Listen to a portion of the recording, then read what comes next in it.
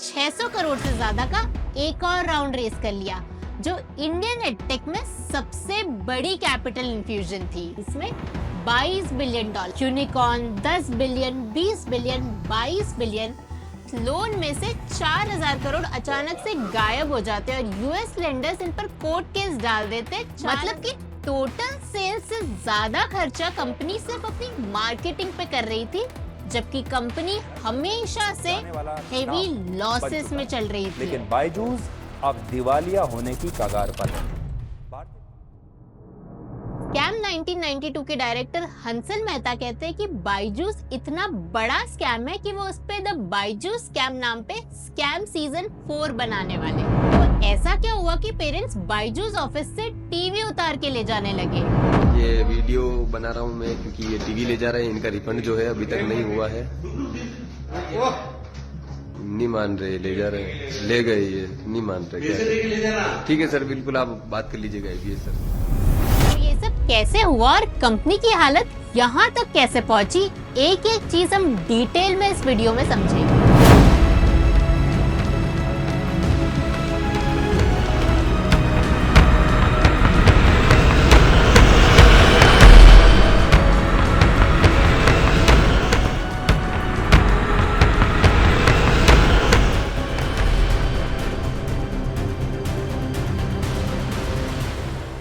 बायजूस के फाउंडर बायजू रविंद्रन का जन्म 5 जनवरी 1980 में केरला के अजीकोड़े नाम के एक छोटे से गांव में हुआ। उन्होंने केरला के government college of engineering Kannur से बीटेक किया और उसके बाद 2001 में एक शिपिंग कंपनी में as a service engineer job करने लगे। ये जॉब उन्हें दुनिया के दूर दराज कोनों में ले जा रही थी। अपने जॉब के सिलसिले में वो कैरिबियन आइलैंड से लेकर स्पेन तक हर जगह घूम रहे थे और सबसे इम्पोर्टेंट बात, अच्छी खासी सैलरी कमा रहे थे, जो अजीकोड़े की एक मिडिल क्लास फैमिली के लिए कोई छोटी बात नहीं थी।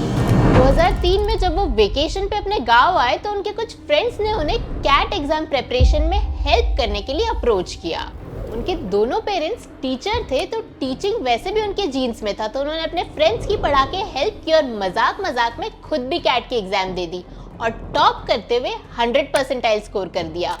पर फिर भी उन्होंने किसी आईआईएम्स का इंटरव्यू नहीं दिया और अपनी पुरानी जॉब पे वापस चले गए। पर इनके फ्रेंड्स का कैट में परफॉर्मेंस इतना अच्छा था कि वो देख के 2-3 साल बाद इन्हें इनके और भी फ्रेंड्स ने कैट पढ़ाने के लिए अप्रोच किया।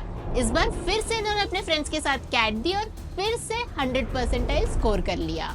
तो ये वो वक्त होता है जब उनकी लाइफ में एक टर्निंग पॉइंट आता है और वो रिस्क लेकर अपनी सिक्योर जॉब छोड़कर फुल टाइम अपना टीचिंग का पैशन फॉलो करने का डिसाइड करते हैं। स्टूडेंट्स का पॉजिटिव रिस्पांस और खुद का कैट स्कोर देखकर वो खुद का कैट कोचिंग सेंटर स्टार्ट कर देते हैं। ऐसे 2006 में फॉर्मली बायजूस कोचिंग की शुरुआत होती है और स्टूडेंट्स की बढ़ती एडमिशन और कम स्पेस के चलते बायजू रविंद्रन अब हजारों बच्चों को ऑडिटोरियम में पढ़ाने लगे। धीरे धीरे रविंद्रन बायजू ने बैंगलोर, मुंबई, चेन्नई और पुणे तक एक्सपैंड कर लिया। इन क्लासेस के दौरान उनकी मुलाकात कुछ ब्राइट स्टूडेंट्स से हुई, जो आगे चल के 2011 में think and learn private limited यानी कि बायजूस के फाउंडिंग टीम मेंबर्स बने। उनमें से एक उनकी वाइफ दिव्या गोकुलनाथ भी थी। देखते ही देखते रविंद्रन बायजू क्लास लेने के लिए इंडोर स्टेडियम्स बुक करने लगे। उनकी पॉपुलैरिटी का अंदाजा आप इस बात से लगा सकते हो कि 2013 में दिल्ली का इंदिरा गांधी स्टेडियम अपनी 14,000 की कैपेसिटी से ज्यादा भरा होता था। लोग गैलरीज में और आइल्स में खड़े होकर मैथमेटिक्स का लेक्चर सुनने आया करते थे। माहौल ऐसा होता था जैसे कि कोई रॉक कॉन्सर्ट चल रहा और रविंद्रन बायजू कोई रॉक स्टार हो। उनका फेम और काम अब और भी आगे बढ़ने लगा था, लेकिन अब रविंद्रन के लिए हर जगह फिजिकली प्रेजेंट होकर क्लासेस लेना इम्पॉसिबल हो गया था और इस लेवल के बाद फिजिकल क्लासेस के बिजनेस को स्केल करना पॉसिबल भी नहीं था। पर यहाँ पे उनको एक बड़ी रियलाइजेशन हुई। उनको समझ आ गया था कि उन्होंने मार्केट का सिर्फ एक छोटा सा हिस्सा कवर किया है। अभी भी लाखों करोड़ों स्टूडेंट्स थे जिन तक वो पहुंच नहीं पाए थे। पर रविंद्रन को अपनी रीच बढ़ानी थी और मार्केट में एक्सपैंड करना था। तो ट्रेडिशनल क्लासरूम मेथड्स को चेंज करके उन्होंने वीडियो लेक्चर्स इंट्रोड्यूस कर दिए। ये स्ट्रैटेजी बहुत फायदेमंद साबित हुई और अब वो एक ही टाइम में कई शहरों में लाखों स्टूडेंट्स को पढ़ा रहे थे बिना वहाँ फिजिकली मौजूद हुए।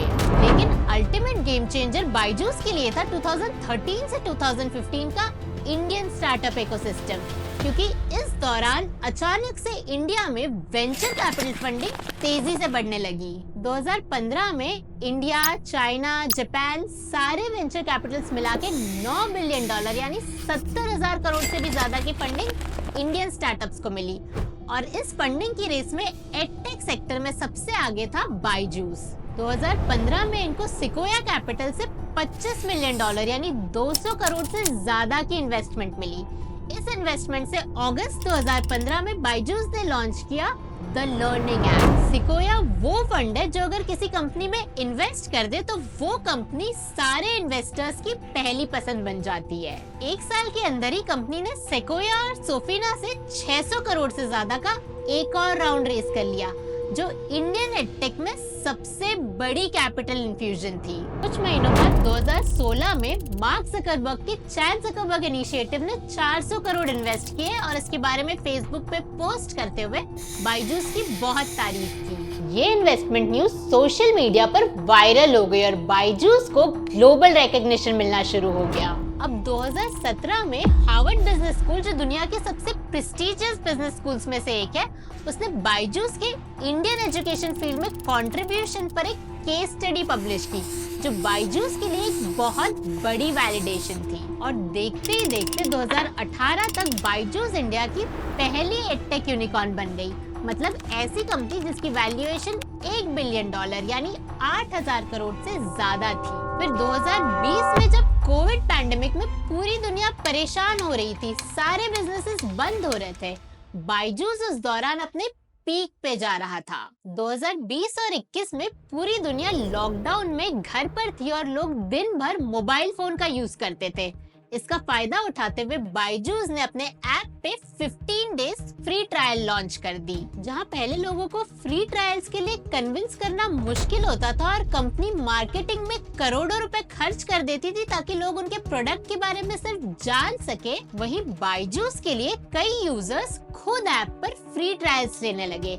मार्केटिंग में इसे टॉप ऑफ द फनल कहते हैं और पैंडेमिक ने बायजूस को बिना किसी मार्केटिंग के एक बहुत बड़ा टॉप ऑफ द फनल दिया। स्कूल्स बंद थे और बच्चे घर पर ही थे, ऑनलाइन लर्निंग नॉर्मल बन गया था। बायजूस ने इस शिफ्ट का बहुत फायदा उठाया और एक्सपैंड किया। इसी दौरान बायजूस ने हजारों एम्प्लॉइज हायर किए। कंपनी के पीक पर बायजूस में 50,000 से ज्यादा एम्प्लॉइज थे।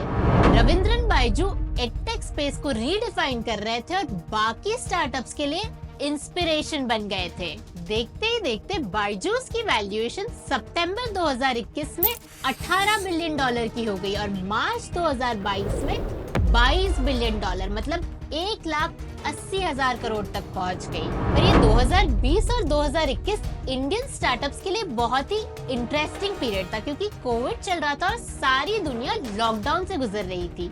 तो यूएस गवर्नमेंट ने इकोनॉमिक ग्रोथ को बढ़ावा देने के लिए इंटरेस्ट रेट्स को 0 कर दिया था, ताकि लोग एफडी में पैसा लगाने के बजाय लोन ले और बिजनेस करें।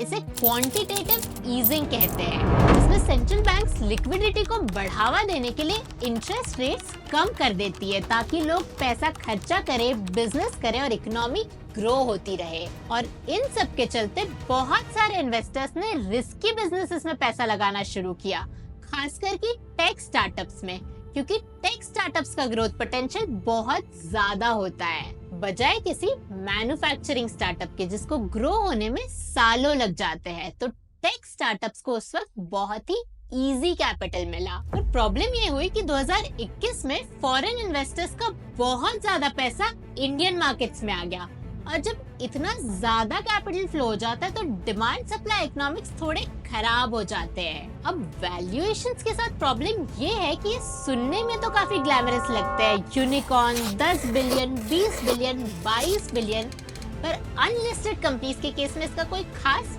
मतलब नहीं होता, क्योंकि पूरी दुनिया में बस कोई एक इन्वेस्टर भी आप पे भरोसा कर ले और आपकी कही हुई वैल्यूएशन पे आपकी कंपनी में इन्वेस्ट कर दे तो वो हो जाती है आपकी कंपनी की वैल्यूएशन। बायजूस ने उस वक्त जितना कैपिटल रेस किया वो बहुत ज्यादा वैल्यूएशन पे रेस किया। 2022 में रविंद्रन बायजू कंपनी का आईपीओ लाने का भी प्लान बना रहे थे और बायजूस के पास अचानक फॉरेन इन्वेस्टर्स का इतना पैसा आने के बाद वो एक के बाद एक गलतियां करने लगे और हर गलती को छुपाने के लिए एक नई गलती करने लगे और यही वो वक्त था जहां से उनका डाउनफॉल शुरू हो गया। हुआ ये कि ये बहुत ही तेजी से एक्सपैंड करना चाहते थे और इनके पास फंडिंग की कोई कमी ना होने की वजह से इन्होंने 25,000 करोड़ का खर्चा करके 17 नए स्टार्टअप्स एक्वायर कर लिए। कई ऐसी कंपनीज भी एक्वायर कर ली जो करने की शायद उनको जरूरत भी नहीं थी। कुछ कंपनीज बायजूस के कल्चर और बिजनेस मॉडल में फिट भी नहीं बैठती थी और ये सब करना एक स्टार्टअप के लिए बहुत ही अनयूजुअल था। और एक और प्रॉब्लम ये थी कि उन्होंने काफी सारी कंपनीज बहुत हाई वैल्यूएशन पे एक्वायर कर ली क्योंकि कोविड चल रहा था, दुनिया ऑनलाइन चल रही थी, स्कूल्स बंद थी और स्टूडेंट्स के पास बहुत टाइम था ऑनलाइन क्लासेस लेने का। तो उस वक्त इन एडटेक कंपनीज की प्रॉफिटेबिलिटी बहुत ज्यादा बढ़ गई थी, पर ये प्रॉफिट्स वन टाइम थे, लॉन्ग टर्म के लिए सस्टेन नहीं कर सकते थे। पर बायजूस ने ये सब चीजें अनदेखी कर दी और उस वक्त के वन टाइम प्रॉफिट्स के हिसाब से हाई वैल्यूएशंस पे कंपनीज को अक्वायर कर लिया। पर जब कोई कंपनी इतनी तेजी से इनऑर्गेनिक ग्रोथ करती है, मतलब कि ऑर्गेनिकली मेहनत करके खुद के दम पर कस्टमर्स को अच्छी सर्विस प्रोवाइड करके धीरे धीरे ग्रो करने की बजाय बने बनाए बिजनेसेस को अक्वायर करने लग जाती है तो काफी सारे फायदे तो होते हैं, जैसे कि बायजूस का कस्टमर बेस काफी बढ़ गया, कंपटीशन कम हो गया, पर उसके साथ साथ काफी सारे रिस्क और चैलेंजेस भी आ जाते हैं। अक्वायर की हुई कंपनीज में से ज्यादातर कंपनीज लॉस मेकिंग थी और बायजूस खुद भी पहले से लॉसेस में था और इन सब कंपनीज को अक्वायर करके उनका फाइनेंशियल ईयर 22 का लॉस 8,500 करोड़ तक पहुंच गया था, जो पिछले साल के लॉस से डबल हो गया था। और अब ये सारी कंपनीज बायजूस के ऊपर एक बहुत बड़ा बर्डन बन के रह गई है, जिनको अब ये बेच भी नहीं पा रहे। अगर आकाश इंस्टीट्यूट की बात करें तो बायजूस ने आकाश को लगभग 7,000 करोड़ रुपए में अक्वायर किया था। इस एक्विजिशन की खबर से पूरी एडटेक इंडस्ट्री सरप्राइज थी क्योंकि दुनिया के सबसे बड़े एडटेक एक्विजिशंस में से एक था। बायजूस जो एक 5 साल पुराना एडटेक स्टार्टअप था, इन्होंने कोचिंग इंडस्ट्री के 33 साल पुराने जायंट को अक्वायर कर लिया था। पर बायजूस और आकाश में एक स्ट्रेटेजिक अलाइनमेंट की भी कमी थी क्योंकि बायजूस और आकाश के बिजनेस मॉडल्स भी अलग थे। एक तरफ था आकाश जाती offline classes, organic growth, well established brand, clean track record, slow and sustainable growth, quality education और रिजल्ट्स पे फोकस। और सबसे बड़ी बात, आकाश इंस्टीट्यूट प्रॉफिटेबल भी था, जबकि बायजूस हमेशा से लॉस में रहा है। और बहुत सारे एनालिस्ट्स और इन्वेस्टर्स का उस वक्त ओपिनियन था कि बायजूस ने आकाश इंस्टीट्यूट को बहुत हाई वैल्यूएशन पे एक्वायर किया है। इसके अलावा बायजूस ने कोडिंग सिखाने वाली कंपनी व्हाइट हैट जूनियर को 2250 करोड़ में एक्वायर किया। ये इतना हाई वैल्यूएशन था, इसका अंदाजा आप इस बात से लगा सकते हो कि ये अमाउंट उस वक्त के दो कोडिंग मार्केट लीडर्स NIIT और एप्टेक दोनों की मिला के जो वैल्यूएशन थी उससे भी 400 करोड़ ज्यादा वैल्यूएशन थी। पर बायजूस को सक्सेस बहुत ही जल्दी चाहिए थी।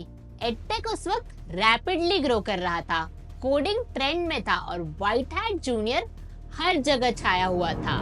भले ही पैंडेमिक में बहुत लोगों ने अपनी जॉब्स खोई, पर दुनिया ऑनलाइन चल रही थी और इंजीनियर्स डिमांड में थे। पर हद तो तब हो गई जब व्हाइट हैट जूनियर अपनी एडवर्टाइजमेंट्स में एक इमेजिनरी वुल्फ गुप्ता को दिखा रहा था, जो 9 साल की उम्र में 150 करोड़ की सैलरी कमा रहा था क्योंकि उसको कोडिंग आती थी। मतलब कि पूरा देश गलत रास्ते पे है, IIT IIM क्रैक करने के लिए मेहनत कर रहा है। सक्सेस का असली रास्ता तो व्हाइट हैट जूनियर ज्वाइन करके मिलता है। और ऐसी एडवर्टाइजमेंट्स के चक्कर में सब पेरेंट्स चाहने लगे कि उनके बच्चे भी यंग एज में कोडिंग सीखे, जो उस वक्त एक लाइफ स्किल बन गया था जो कि हर बच्चे को आनी चाहिए। और व्हाइट हैट जूनियर 6 साल तक के छोटे बच्चों को कोडिंग सिखा रहा था। बच्चों के पास स्कूल के बाहर एक्टिविटीज के लिए बहुत कम टाइम होता था, नेशनल एजुकेशन पॉलिसी के कोडिंग पे फोकस की वजह से कई सारे स्कूल्स ने अपने खुद के कोडिंग क्लासेस स्टार्ट कर दिए थे और व्हाइट हैट जूनियर की पॉपुलैरिटी और रेवेन्यू दोनों कम होने लग गई और लॉसेस बढ़ने लग गए। इंडिया में इन सब एक्विजिशंस के अलावा बायजूस ने यूएस में भी 3 एडटेक कंपनीज अक्वायर की थी और तीनों कंपनीज ने कुछ खास परफॉर्म नहीं किया, पर बायजूस ने यहाँ पर एक और रिस्क ले लिया और इससे बायजूस की मुश्किलें बहुत ज्यादा बढ़ गई। उन्होंने नवंबर 2021 में यूएस में 10,000 करोड़ का लोन ले लिया और ये सिर्फ इंडिया के नहीं पूरी दुनिया के स्टार्टअप्स को मिले हुए सबसे बड़े लोन्स में से एक था। ये एक स्पेशल तरह का लोन था जिसको टर्म लोन बी कहते हैं, जो कि एक ट्रेडिशनल लोन से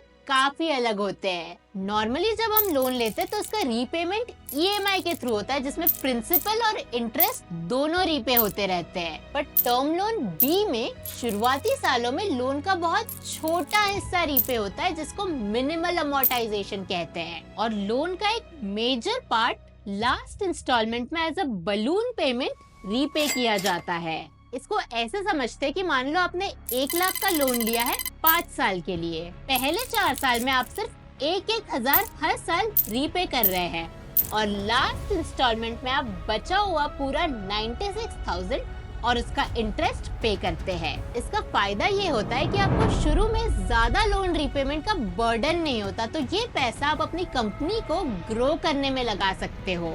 लेकिन इसका नुकसान ये है कि आप पर लास्ट में बहुत ज्यादा इंटरेस्ट का बोझ आता है क्योंकि आप प्रिंसिपल को कम करने के लिए ज्यादा टाइम लगा रहे हैं। इस तरह के रीपेमेंट स्ट्रक्चर में आपको दिक्कत तब आ सकती है जब लोन का एंड टाइम आए और आपको एक साथ बहुत बड़ा अमाउंट चुकाना पड़ जाए।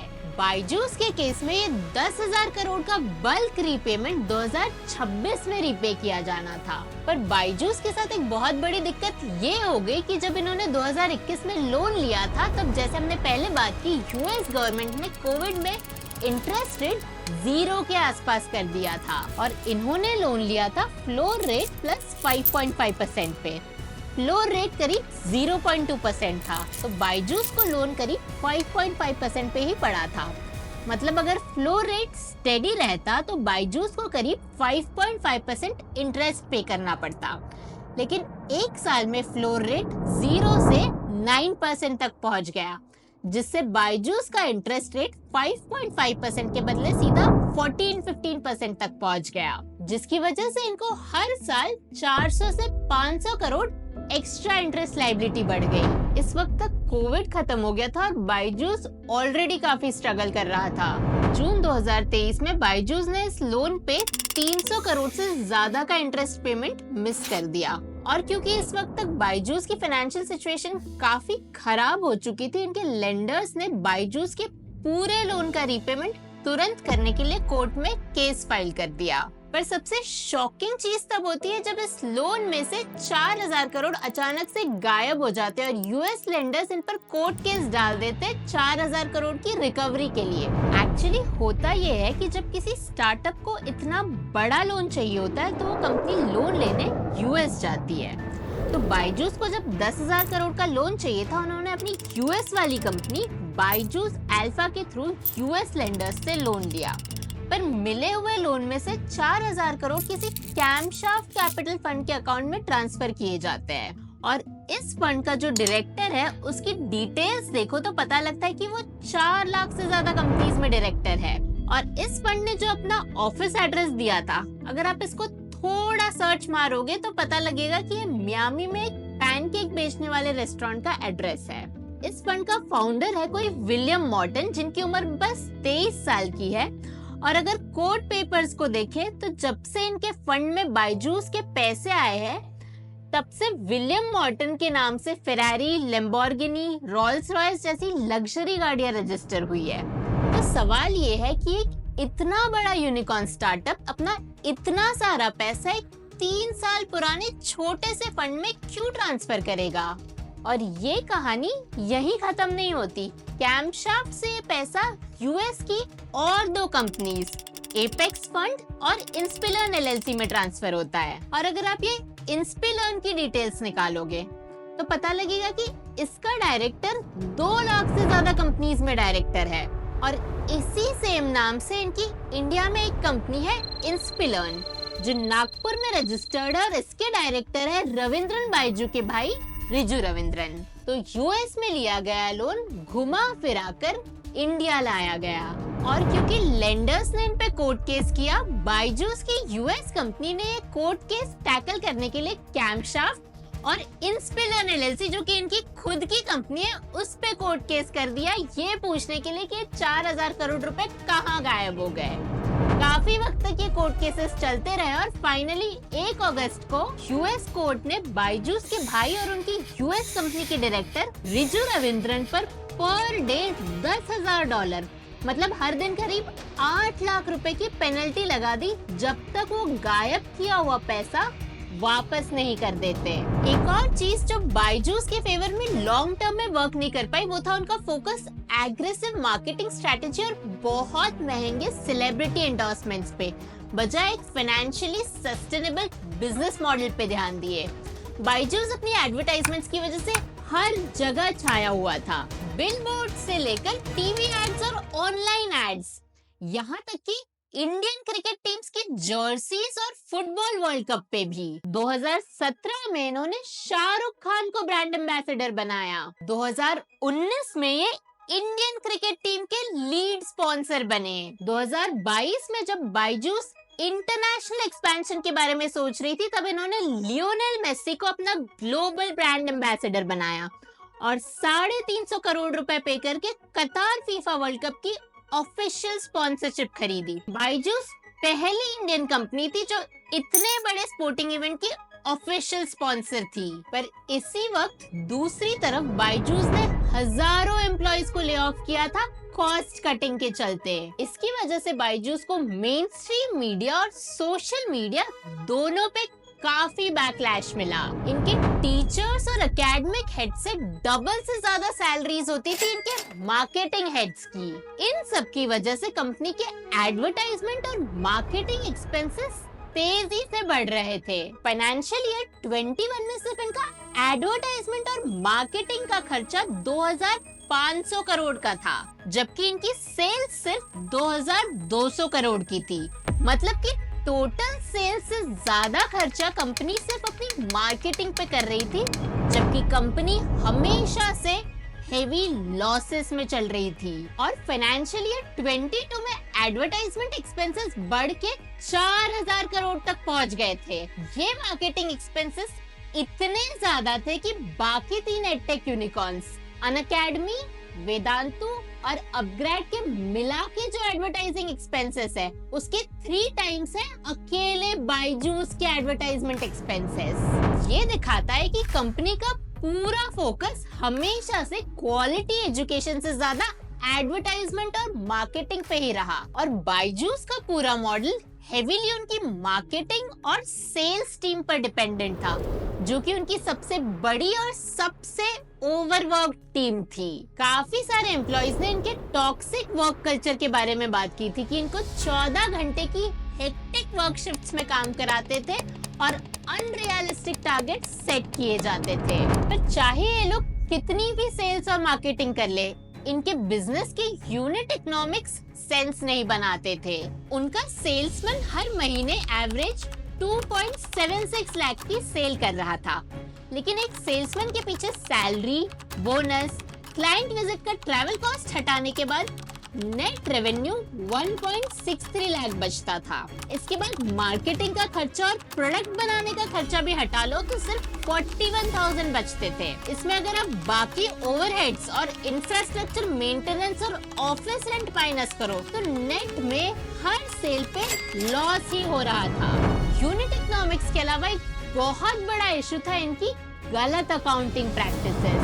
देखिए, बाइजूस का रेवेन्यू मेनली आता था एसडी कार्ड्स और टैबलेट से, जिसमें 3 से 5 साल के कोर्सेज बेचते थे, पर अकाउंटिंग करते वक्त पूरा का पूरा रेवेन्यू पहले ही साल में दिखा देते थे। अगर आपको अकाउंटिंग का थोड़ा बहुत नॉलेज होगा तो आपको पता होगा कि अकाउंटिंग में 3 फंडामेंटल अकाउंटिंग असम्पशंस फॉलो किए जाते हैं।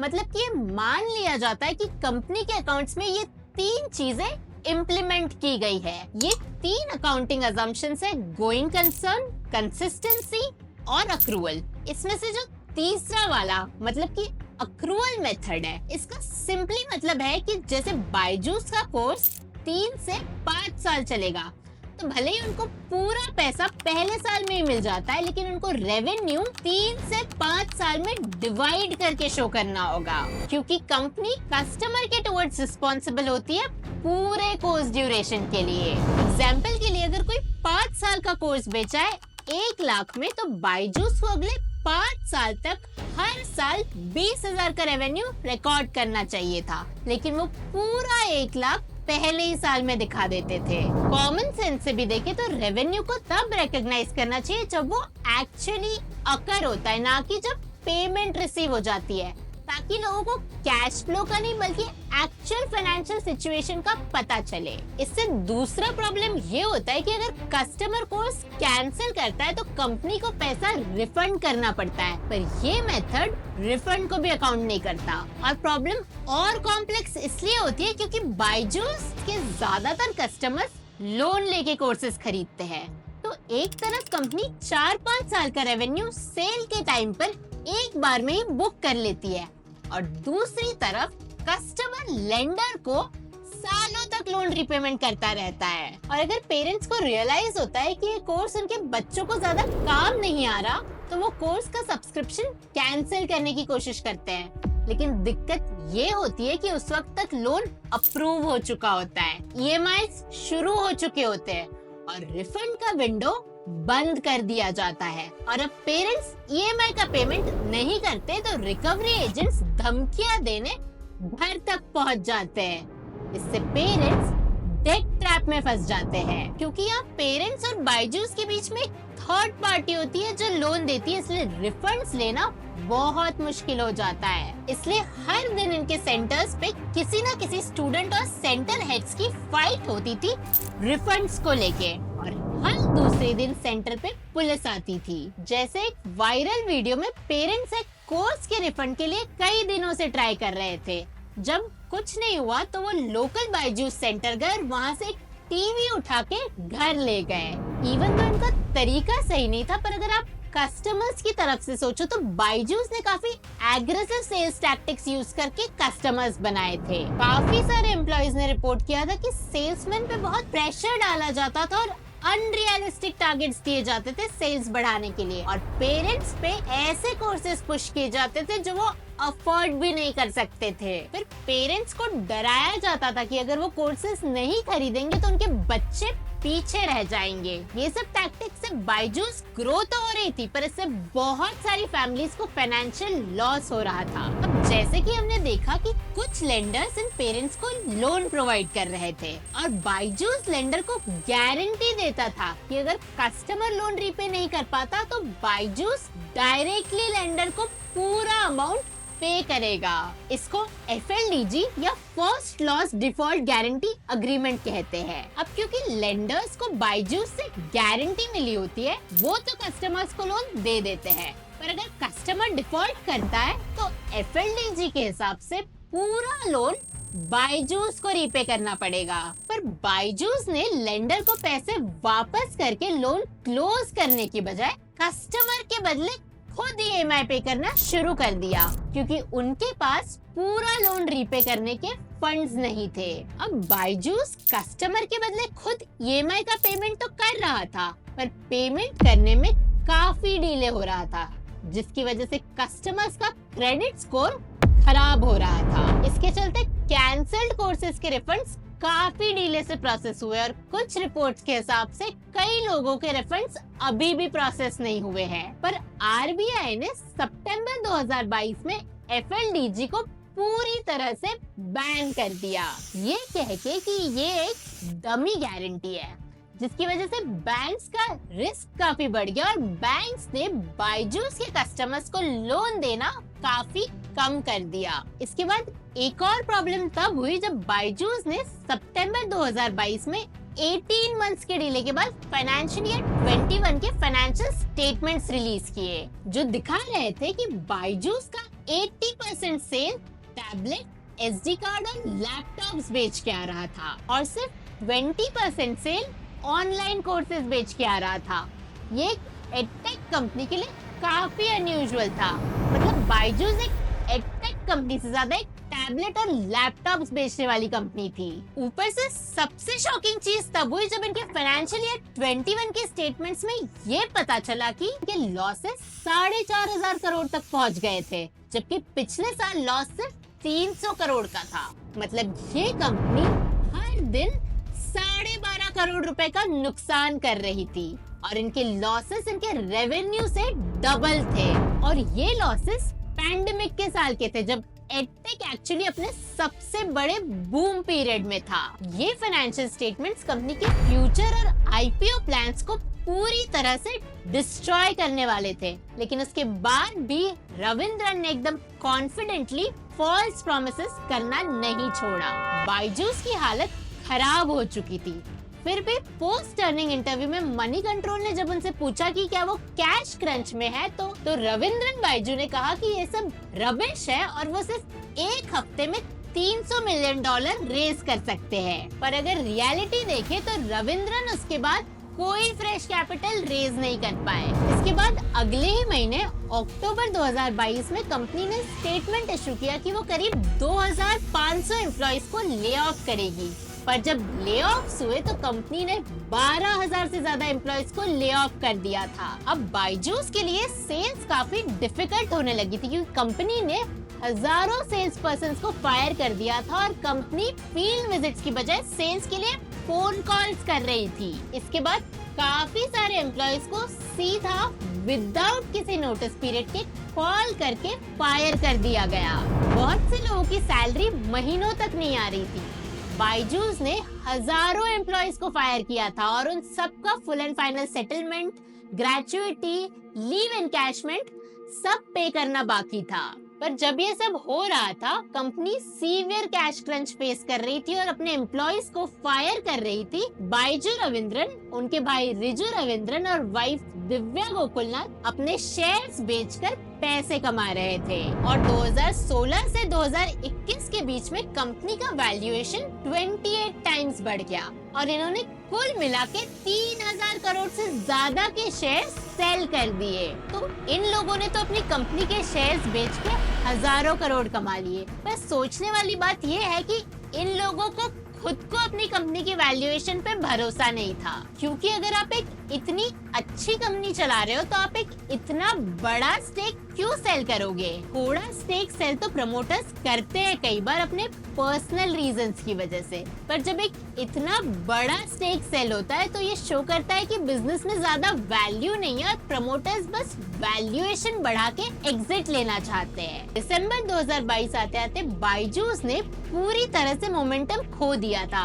अपनी हिस्ट्री में पहली बार बायजूस ने वेंडर को पेमेंट्स करना छोड़ दिया था। जो हमने पहले बात की थी कि 2019 में बायजूस इंडियन क्रिकेट टीम के लीड स्पॉन्सर थे, उसमें भी इन्होंने बीसीसीआई को पेमेंट करने में 160 करोड़ का डिफॉल्ट किया, जिसकी वजह से बीसीसीआई ने इनके ऊपर इंसॉल्वेंसी का केस फाइल कर दिया। इंसॉल्वेंसी तब होती है जब कंपनी के पास इतने पैसे नहीं बचते कि वो अपने डेट्स टाइम पे रीपे कर सके। ऐसे केस में केस फाइल करके एक फॉर्मल प्रोसेस के थ्रू कंपनी को बैंकरप्ट डिक्लेयर करके उसके सारे एसेट्स बेच करके कंपनी बंद करवा सकते हैं। कुल मिला के 9,000 करोड़ की करंट लायबिलिटीज रही है बायजूस की। मतलब कि वो पैसे जो कंपनी को एक साल के अंदर देने होते हैं, जैसे बिल्स, लोन्स या सप्लायर्स का पेमेंट, ये शॉर्ट टर्म डेट्स होते हैं जो बिजनेस को जल्दी से सेटल करने होते हैं। ये आप 9,000 करोड़ का ब्रेकअप भी दे सकते हो, किस किस को कितना पैसा देना बाकी है। अब बायजूस के पास उस वक्त सिर्फ एक ही प्रॉफिटेबल कंपनी थी, जो थी आकाश इंस्टीट्यूट, जिसके बैंक अकाउंट में उस वक्त 350 करोड़ रुपए थे, जो स्टूडेंट्स का एडवांस फी पेमेंट था और इन पैसों से आकाश इंस्टीट्यूट की सैलरीज पे होनी थी। पर बायजूस ने आकाश के बैंक अकाउंट से ये पैसा भी निकाल लिया, क्योंकि उनके पास तो बिल्कुल कैश नहीं बची थी। एक साल के कैश क्रंच के बाद फाइनली बायजूस को मई 2023 में यूएस के एक फंड डेविडसन कैंपेनर से 2,000 करोड़ का लोन मिला था। पर ये लोन आकाश इंस्टीट्यूट के फ्यूचर कैश फ्लोज के अगेंस्ट सिक्योर्ड था। मतलब ये है कि बायजूस ने जो लोन लिया था वो आकाश इंस्टीट्यूट के आने वाले वक्त में होने वाले इनकम के भरोसे पे लिया था। मतलब अगर आकाश इंस्टीट्यूट फ्यूचर में पैसे कमाता है तो उस पैसे को यूज करके लोन रीपे किया जाएगा। पर क्योंकि बायजूस ने आकाश इंस्टीट्यूट के अकाउंट से 350 करोड़ रुपए विड्रॉ कर लिया और लोन एग्रीमेंट में डिफॉल्ट किया, लोन मिलने के 2 महीने बाद ही फंड ने बायजूस पे फाइनेंशियल मिसकंडक्ट का आरोप लगाया और बायजूस का जो बस एक प्रॉफिटेबल एक्विजिशन था आकाश, उसका कंट्रोल ले लिया। जब फाइनेंशियल ईयर 21 की ऑडिट रिपोर्ट सामने आई तो उसमें एक बहुत बड़ा चेंज हुआ। कंपनी ने पहली बार अपनी अकाउंटिंग में करेक्शन किया और रेवेन्यू को अक्रूवल बेसिस पे अकाउंट फॉर किया। और ये सब इसलिए हुआ क्योंकि इनके ऑडिटर ने इनकी अकाउंटिंग प्रैक्टिसेस से परेशान होकर एक स्टैंड लिया और अकाउंटिंग करेक्ट करवाई। इसकी वजह से जहां इन्होंने अपने अनऑडिटेड स्टेटमेंट्स में 4,400 करोड़ की सेल दिखाई थी, ऑडिट होने के बाद इनकी फाइनेंशियल स्टेटमेंट्स में सिर्फ 2,200 करोड़ की सेल दिख रही थी। मतलब अकाउंटिंग सही करने से सेल सीधा आधी हो गई। अब क्योंकि डेलॉइट ने इनको रेवेन्यू रिकॉग्निशन मेथड चेंज करने के लिए प्रेशराइज किया, बायजूस ने अगले साल फाइनेंशियल ईयर 22 की फाइनेंशियल स्टेटमेंट प्रोवाइड ही नहीं की डेलॉइट को ऑडिट करने के लिए। ये करके बायजूस ने डेलॉइट को रिजाइन करने पे मजबूर कर दिया, जबकि उनका टर्म 2025 तक था। और ये चीज डेलॉइट ने अपने रेजिग्नेशन लेटर में भी मेंशन की। डेलॉइट के रेजिग्नेशन के बाद 3 बड़े इन्वेस्टर्स की तरफ से जो बोर्ड मेंबर्स थे, उन्होंने भी एक साथ रिजाइन कर दिया। इसमें से जो एक इन्वेस्टर थे प्रोसेस, इन्होंने रेजिग्नेशन के बाद काफी स्ट्रॉन्ग स्टेटमेंट दिया कि बायजूस ने हमेशा इनकी ऑपरेशनल, लीगल, कॉर्पोरेट गवर्नेंस, हर तरह की एडवाइस और रिकमेंडेशंस को नजरअंदाज किया और ये कंपनी अपने किसी स्टेक होल्डर के हित में काम नहीं कर रही। इसके बाद दूसरे इन्वेस्टर सेकोया कैपिटल ने भी अपने लिमिटेड पार्टनर्स को स्टेटमेंट दिया कि उनकी कोई एडवाइस फॉलो नहीं हो रही थी और कंपनी में कोई ट्रांसपेरेंसी और कॉर्पोरेट गवर्नेंस नहीं था। तो पहले बिग 4 ऑडिटिंग फर्म और उसके बाद 3 बड़े फॉरेन इन्वेस्टर्स के रेजिग्नेशन के बाद कंपनी के गवर्नेंस और फाइनेंशियल प्रैक्टिसेस पे बहुत बड़े सवाल खड़े हो गए, क्योंकि ये सारे इन्वेस्टर्स के इंटरेस्ट को रिप्रेजेंट करते हैं, कंपनी को एडवाइस देते हैं और कॉर्पोरेट गवर्नेंस पे नजर रखते हैं। अब इसके बाद प्रॉब्लम्स और सीरियस होने लगी, क्योंकि कंपनी ने स्टैट्यूटरी ड्यूज, मतलब जो सरकार को पेमेंट होती है, वो भी ठीक से पे करना बंद कर दिया। अपनी हिस्ट्री में पहली बार कंपनी ने महीनों तक टीडीएस रिटर्न नहीं फाइल किए। टीडीएस एम्प्लॉयर एम्प्लॉय की सैलरी से काटते हैं और फिर उसका पेमेंट गवर्नमेंट को करते हैं। लेकिन बायजूस टीडीएस एम्प्लॉय से डिडक्ट तो कर रहा था, पर गवर्नमेंट को जमा नहीं कर रहा था। तो कंपनी टीडीएस पेमेंट में भी इरेगुलर थी, कभी टीडीएस जमा होता था, कभी नहीं होता था। और सितंबर 2023 आते आते बायजूस हर जगह से प्रॉब्लम्स फेस कर रहा था, इंडिया में भी और इंटरनेशनली भी। इनको कोई एडिशनल फंडिंग भी नहीं मिल रही थी और कंपनी पूरी तरह से डेट में जा चुकी थी। पर बायजूस कंपनी यहाँ भी नहीं रुकी। जनवरी 2024 में कंपनी ने राइट्स इशू अनाउंस कर दिया, फ्री मनी सिर्फ $25 मिलियन की वैल्यूएशन पे, जिससे इनके सारे इन्वेस्टर्स परेशान हो गए। जो कंपनी ने 2012-13 में अपनी पहली फंडिंग उठाई थी, जब उनकी ऐप तक लॉन्च नहीं हुई थी, वो भी 30 मिलियन की वैल्यूएशन पे उठाई थी। तो ये $25 मिलियन की वैल्यूएशन अपनी 2012 की वैल्यूएशन से भी कम थी।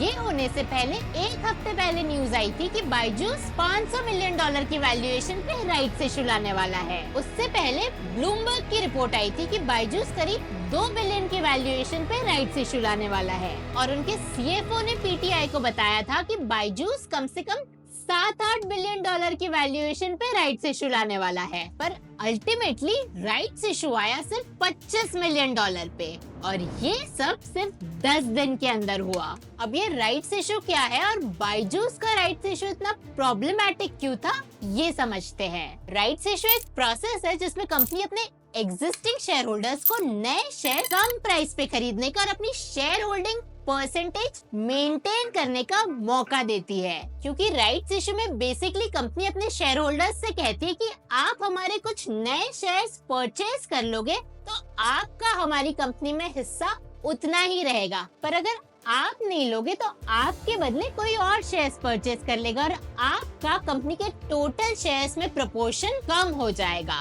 और ये करके कंपनी को भी फंड रेज करने का एक इफेक्टिव तरीका मिल जाता है। इसको बायजूस के एग्जाम्पल से समझते हैं। यहाँ सबसे बड़ा प्रॉब्लम है राइट्स इशू की वैल्यूएशन, जो कि 99% डिस्काउंट पे आया था। अब बायजूस अपने एग्जिस्टिंग इन्वेस्टर्स जो पहले से इस कंपनी से बहुत परेशान है, उनसे कह रहा है कि अगर आपके पास 9% शेयर है हमारी कंपनी का, तो आप इसमें और $20 मिलियन इन्वेस्ट कीजिए, और अगर आप नहीं करते तो आपकी 9% की इन्वेस्टमेंट सीधा 1% की हो जाएगी और बाकी का 8% हिस्सा उनका हो जाएगा जो लोग आपके बदले में कंपनी को ये 20 मिलियन देकर राइट्स इशू खरीदेंगे। और ये कोई छोटा मोटा डाइल्यूशन नहीं है, आपको हर 9 रुपए के बदले सिर्फ 1 रुपए मिल रहे हैं और यहाँ पे लोगों के हजारों करोड़ रुपए फंसे हैं। तो कोई भी इन्वेस्टर इस बात से सहमत नहीं होगा। ये ऐसा है कि अगर आपने कहीं 9 लाख रुपए लगाए हैं तो आपको और 9,000 रुपए लगाने बोला जा रहा है, जो आप अगर नहीं लगाओगे तो आपकी 9 लाख की वैल्यू सीधा 1 लाख की हो जाएगी। मतलब आपकी शेयर होल्डिंग सीधा क्रैश हो जाएगी।